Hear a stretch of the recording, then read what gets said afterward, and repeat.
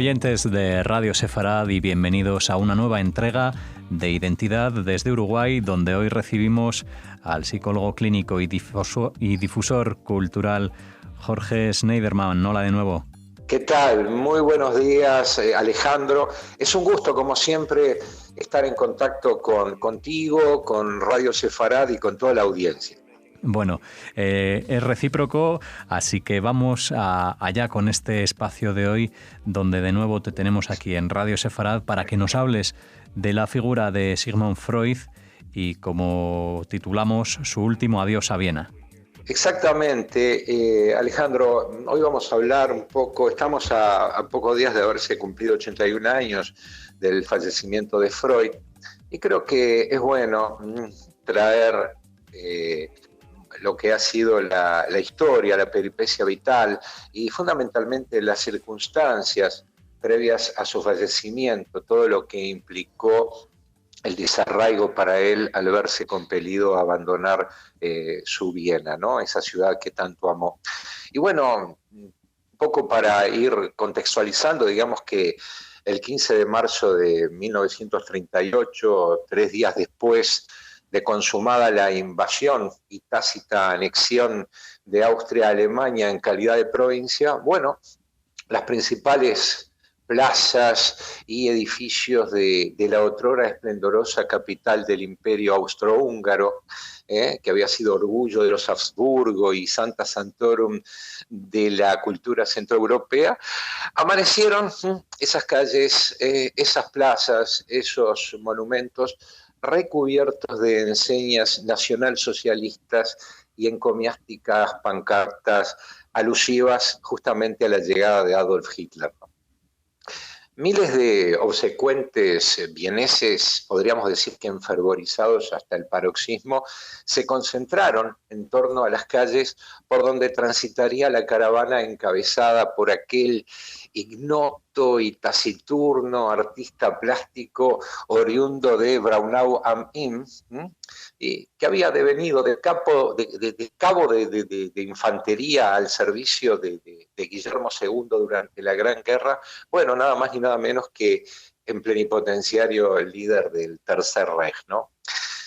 La onda expansiva de la Gran Depresión del 29, que había sido consecuencia directa del desmoronamiento de la Bolsa de Valores estadounidense en octubre de aquel año, bueno, precipitaría una progresiva deriva socioeconómico-financiera a escala global, cuyo impacto en Austria aparejaría el progresivo resquebrajamiento de sus estructuras productivas y un alarmante ascenso de los índices de desocupación, ¿no? En tales circunstancias se tornaría este país en fermental caldo de cultivo para la legitimación del nazismo y por supuesto para lo que serían sus reivindicaciones pangermanistas. Amedrentada ante las insistentes y extorsivas demandas de Berlín, cabe recordar, y debilitado por una profunda crisis institucional germinada en la inoperancia de una clase política irresoluta y fragmentada, bueno, henos aquí que el gobierno austríaco culminaría a la sazón arrojando la soberanía nacional a las fauces del nazismo, ¿no? El aplastante triunfo de la moción anexionista en un plebiscito realizado, un plebiscito refrendatorio celebrado el 10 de abril, bueno, patentizaría al fin de cuentas el talante entreguista de gran parte del pueblo austríaco, ¿no? Y la relativa tolerancia convivencial preexistente al nuevo statu quo se habría de evanecer en un abrir y cerrar de ojos, Alejandro. Y bueno, conculcados de plano los derechos más elementales de los ciudadanos judíos, estos se hallarían expuestos de allí en más a toda clase de maltratos, en tanto, digamos, sus fincas y comercios y espacios comunitarios serían sometidos a intempestivos allanamientos y requisas que podríamos entrecomillar confiscatorias, ¿no? Lo que nos lleva a la figura... Contexto, sí, perdona, Jorge. Sí. Digo que lo que nos lleva a la figura de Freud.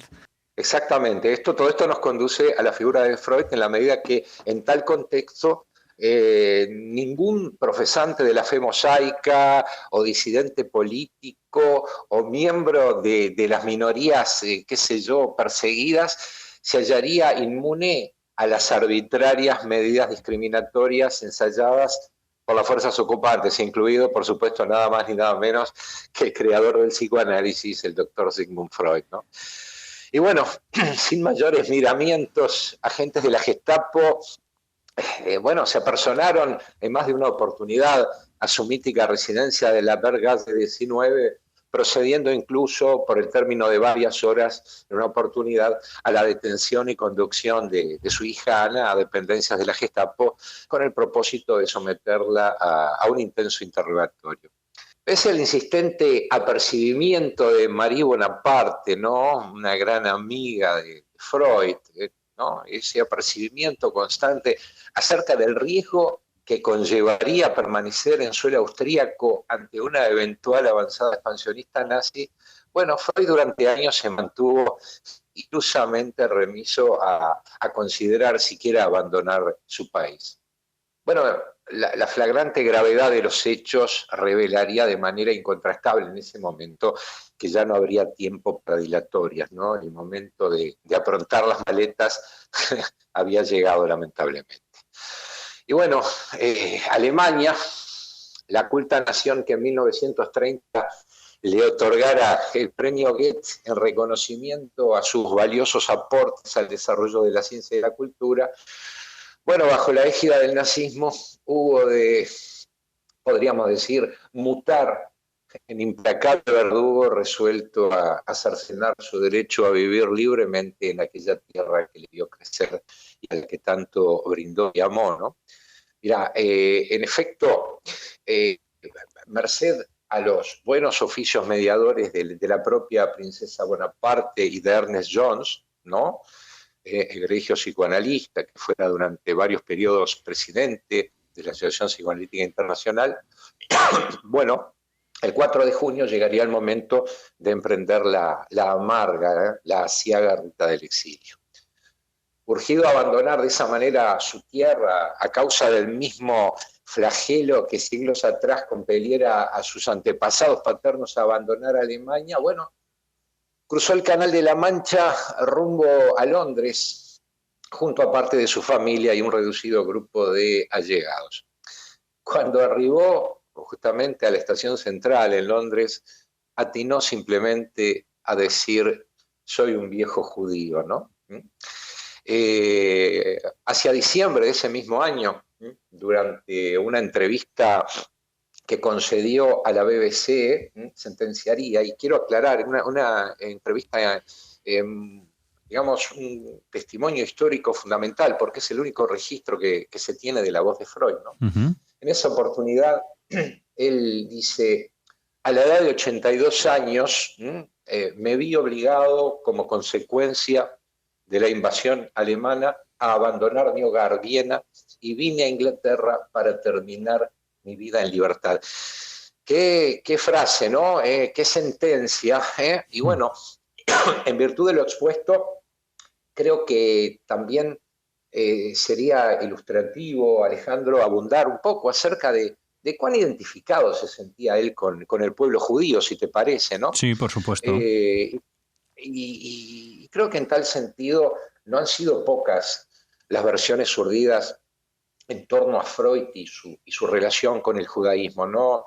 Mientras algunos le semblanteaban apático o indiferente, bueno, seguramente en virtud de su manifiesto ateísmo y estricto interés antropológico por las religiones, llegado el momento para el nazismo, su obra sería sindicada como axiomática expresión de ciencia judía, ¿no? Y bueno, convencido Freud de que el judaísmo no se agota en su expresión religiosa, bueno, él jamás renegó de su vigorosa identificación con la perspectiva axiológica y los fundamentos ético-deontológicos consustanciales a la narrativa identitaria judía, ¿no? Al respecto, me gustaría traer a colación algo que surge de parte de Abraham Brill, ¿no? Pionero de la difusión del psicoanálisis en los Estados Unidos, quien transcribe en un libro que recomiendo y mucho, que es Contribución de Freud a la psiquiatría, transcribe una misiva fechada el 26 de febrero de 1925, en la que Freud se dirige al director del Jüdische Pressentag de Zúrich en los siguientes términos. Mira qué interesante, Alejandro. Dice así Freud: puedo decir que mi adhesión a la religión judía es tan escasa como a cualquier otra religión. Es decir, considero a todas las religiones como objeto de interés científico, pero no participo de los sentimientos emotivos que llevan inherentes. Por otra parte, siempre he tenido un fuerte sentimiento de parentesco con mi raza y he tratado de inculcarlo a mis hijos, ¿no? Qué interesante, qué ilustrativo, pero concomitantemente en su presentación autobiográfica de 1925, el propio Freud señala muy escuetamente lo siguiente. Mira, dice: nací el 6 de mayo de 1856 en Freiberg, Moravia, un pequeño poblado de lo que hoy es Checoslovaquia, actualmente República Checa, por supuesto. Dice: y mis padres eran judíos y yo lo he seguido siendo. He aquí bien explicitada esa pertenencia, ese sentimiento de pertenencia. Pero aparte, él, desde tiempos de juventud, digamos que nada atinente a lo judío le resultaría indiferente, ¿no? Él, estimulado por un fáustico deseo de conocimiento y una gran afición por la lectura, se sintió tempranamente cautivado, podríamos decir, por el estudio de la Biblia y demás textos sagrados. Siendo aún adolescente, un relato de su padre le advertiría, ¿no? Y esto creo que bien vale la pena resaltar, le advertiría por primera vez acerca de la ignominiosa dimensión que por entonces cobraba la xenofobia en su tierra, ¿no? Cierto día, relataba Jacob, su padre, mientras transitaba apaciblemente por una calleja de Freiberg, de ese poblado, bueno, se le apersonó un individuo que luego de arrojar su sombrero por los aires, le compelió de mala manera, de muy mala manera, a continuar su marcha por la calzada, no sin antes, bueno, deserrajarle una sarta de improperios antisemitas, ¿no? Entre sumiso y humillado, Jacob, pobre, recogió su sombrero y, bueno, acatando la orden, sin pronunciar palabra, siguió su camino. Esto impactó muchísimo a Freud, Alejandro. Esto fue algo que le impactó sobremanera. Después se sucedieron un montón de eventos, ¿no? Hacia fines del siglo XIX, Freud se mostraría hondamente contrariado ante el persistente hostigamiento de que eran objeto tanto su persona como el psicoanálisis, y bueno, y la inquina antijudía que por ese entonces se diseminaba, ¿no? A lo largo de Europa, le preocupaba y mucho, ¿no? Y en ese escenario es que decide integrarse allá por 1896 a la Bnei Brit, ¿no? Que como todos sabemos es una logia judía originada en el siglo XIX en los Estados Unidos. Mirá, creo que también resultará ilustrativo hacer alusión a una carta que él envía justamente a esta organización el 6 de mayo de 1926, justamente con motivo de la celebración de sus 70 años, dado que la Bnei Brit había decidido homenajearlo, ¿no? Como no puede asistir justamente debido a su enfermedad, que le estaba acuciando hoy mucho, bueno, le pide a su colega y amigo Ludwig Braun, ¿no? Que diera lectura a una carta en la que no retasearía, digamos, no escatimaría palabras de reconocimiento y agradecimiento hacia esa institución que le abriera sus puertas en tiempos de gran aflicción, ¿no? Y él dice, muy brevemente, dice algo así como: en los años que siguieron a 1895, ocurrió que dos fuertes impresiones se conjugaron en mí para producir un mismo efecto. por una parte, había obtenido las primeras intelecciones en las profundidades de la vida anímica, de la vida pulsional humana, viendo muchas cosas que les encantaban y que hasta podían asustarlo a uno al comienzo. Por otra parte, la comunicación de mis desagradables, ¿no? Mirá el término que utiliza, mis desagradables hallazgos, me hizo perder casi todas mis relaciones humanas de entonces. Me sentí como despreciado y evitado por todos. En esa soledad despertó en mí la añoranza de un círculo de hombres de multifacética cultura y elevadas miras que me acogieran amistosamente a pesar de mi temeridad. La sociedad de ustedes se me indicó como un lugar donde hallaría ese resuello. Y bueno, aquellos años ambientarían otros tantos eventos, ¿no? El caso Dreyfus, sobre el cual hemos ahondado en alguna otra oportunidad, el surgimiento de los protocolos de los sabios de Sion, ¿no? También la esencia de la jerigonza antisemita de entonces, conjuntamente con, qué sé yo, con el judío internacional, un problema del mundo, ¿no? De Henry Ford. Y bueno, ese sería más o menos la concepción que Freud había ido desarrollando, su percepción de lo que era el judaísmo y su forma de vivir el judaísmo, ¿no? Y bueno, los años previos justamente al desencadenamiento de la Segunda Guerra Mundial, se intensificaría todo eso. Creo que también vale recordar lo que fue la quema de libros del Mayo Berlinés del 33, cuando el 10 de mayo se produce en la Plaza de la Ópera, bueno, un acto de ribetes mefistofélicos, ¿no? Donde 20.000 obras de autores judíos o pacifistas o comunistas, bueno, fueron lanzadas a las llamas, ¿no? Procurando, bueno, no sé, exorcizar lo que es el mensaje de aquella literatura que atenta, según los nazis, contra el espíritu alemán, ¿no? Y bueno, en esa oportunidad Freud, desde Viena, pronunció aquella frase de que qué afortunado debo sentirme en la medida que, bueno, si esto hubiese ocurrido en la época medieval me hubieran quemado a mí, hoy por suerte solo se conforman con mis libros, ¿no? Bueno, se avecinaban años difíciles en ese entonces para Europa, Alejandro, y bueno, y el mundo estaba sumido justamente en toda esa vorágine bélica y, en fin, apenas 6 meses antes del definitivo encaramamiento del nazismo, que se produjo allá en el 33, bueno, en julio del 32, junto a Einstein, desarrollan, qué sé yo, un sustancioso diálogo epistolar a propósito del sinsentido de las guerras y la inveterada compulsión del hombre a tropezar sisíficamente una y otra vez con la deleteria piedra de la discordia, ¿no?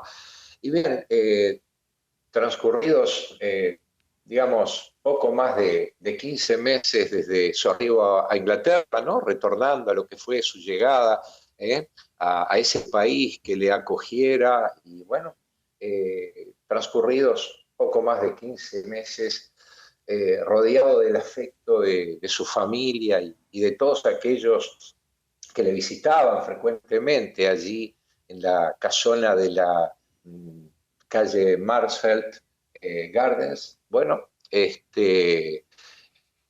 transcurrido ese tiempo, llegaría el triste momento de la partida para Freud, ¿no? Tras batallar estoicamente durante 16 años contra el carcinoma maxilofacial que le fuera diagnosticado en 1923, a raíz de lo cual debió someterse a la friolera de 33 intervenciones quirúrgicas. Bueno, Sigmund Freud emprendió a las 3 de la madrugada del 23 de septiembre del 39 su viaje hacia la inmortalidad, ¿no? Y quisiera puntualizar acerca de un detalle interesante, sí, que, bueno, dando cumplimiento al acuerdo que ambos establecieron previendo el momento en que los dolores se tornasen insoportables, prolongar la vida careciese de todo sentido, el doctor Max Schul, ¿no?, su leal médico de cabecera, le suministró el día anterior la dosis letal de morfina que a la sazón pondría fin a su agónico tormento, ¿no? Mientras el mundo se sumía en los horrores y las sinrazones de la guerra, soliviantado por la barbárica e irrefrenable voracidad de poder del Tercer Reich, la BBC y la prensa internacional, qué sé yo, notificaban con hondo pesar el deceso de aquel resiliente hombre de ciencia capaz de desentrañar los grandes misterios que rodeaban a la vida anímica, ¿no? Y bueno, cabalgando entre dos centurias, desmalezó y allanó efectivamente, el rumbo hacia los entonces insondables abismos del inconsciente. Muy bien, Jorge, pues muchas gracias. Esta era la idea. Sí, muchas gracias por compartir con todos los oyentes de Radio Sefarad este viaje por la vida de Sigmund Freud, por su Viena y este final, y también por ese particular judaísmo que vivió y que compartió. Gracias de nuevo, como decía Jorge, por estar con nosotros aquí en Identidad desde Uruguay, y hasta una próxima edición. Bueno, muchísimas gracias, Alejandro, el agradecimiento es mío y bueno, por supuesto, es un placer cada tanto poder dialogar contigo, con la audiencia y bueno, transitar por estos temas que desde un lugar u otro hacen a la peripecia humana. Un gran abrazo para todos y hasta la próxima.